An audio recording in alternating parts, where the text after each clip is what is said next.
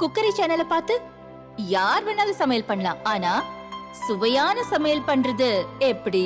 நான் இதயம் நல்லெண்ணெயில சமையல் பண்றேன். ஆஹா ஓஹோன்னு பாராட்டுறாங்க. நீங்களும் இதயம் நல்லெண்ணெயில சமையல் பண்ணுங்க, பாராட்ட வாங்குங்க. தினம் தோறும் வாங்குவே இதயம். வீட்டை சுற்றியும் 4 அடிக்கு மேல் வெள்ளம், நீரில் மிதக்கும் விஷல் ஜந்துக்கள், இரவானால் கொசுக்கடி, குடலை பிடுங்கும் நாற்றம். பெஞ்சல் புயல் கடந்து சென்று 15 நாட்களுக்கு மேல் ஆகியும் இன்னும் பாதிப்பிலிருந்து மீள முடியாமல் தவிக்கின்றனர் இந்த பகுதி மக்கள்.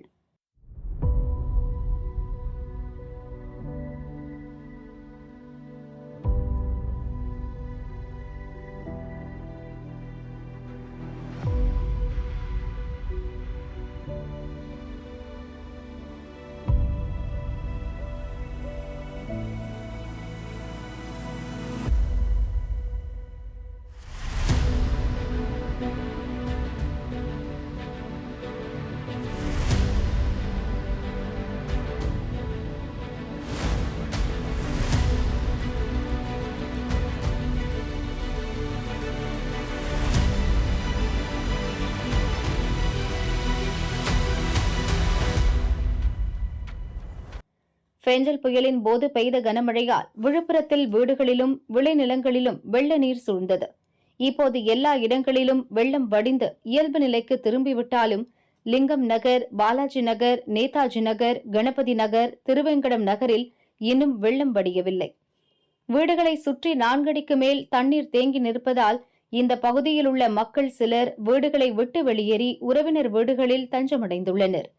100க்கும் மேற்பட்ட வீடுகளை சுற்றி வெள்ளம் சூழ்ந்து காணப்பட்டு வருகிறது. மழைநீருடன் கழிவுநீரும் கலந்து துர்நாற்றம் வீசி வருகிறது.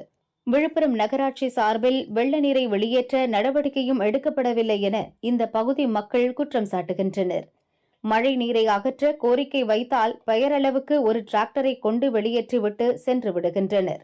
15 நாட்களுக்கு மேல் வெள்ளம், கழிவுநீர் சூழ்ந்திருப்பதால் இங்குள்ளவர்களுக்கு வாந்தி பேதி ஏற்படும் அபாயம் உள்ளது. உடனடியாக மாவட்ட நிர்வாகம் தலையிட்டு இந்த பகுதியில் உள்ள வெள்ளத்தை அப்புறப்படுத்தி சுகாதார சீர்கேட்டை தடுக்க வேண்டும் என கோரிக்கை விடுத்துள்ளனர். இரவு நேரங்களில் வீடுகளை விட்டு வெளியே வர முடியாமல் வீடுகளிலேயே தஞ்சமடைந்துள்ளோம். அத்தியாவசிய பொருட்கள் வாங்குவதற்கு கூட வெளியில் வர முடியாத சூழல் நிலவி வருகிறது. ஒரு அவசரத்திற்கு கூட எங்கும் வெளியே செல்ல முடியாத சூழல் உள்ளது. ஆட்டோ, ஆம்புலன்ஸ் உட்பட அவசர உதவி வாகனங்கள் கூட எங்கள் பகுதிக்கு வருவதில்லை. தமிழக அரசு வழங்கும் வெள்ள நிவாரணத் தொகை தங்களுக்கு தேவையில்லை. வீடுகளை சூழ்ந்துள்ள வெள்ளத்தை அகற்றினாலே போதும் என பாதிக்கப்பட்ட மக்கள் வேதனையுடன் கூறினர்.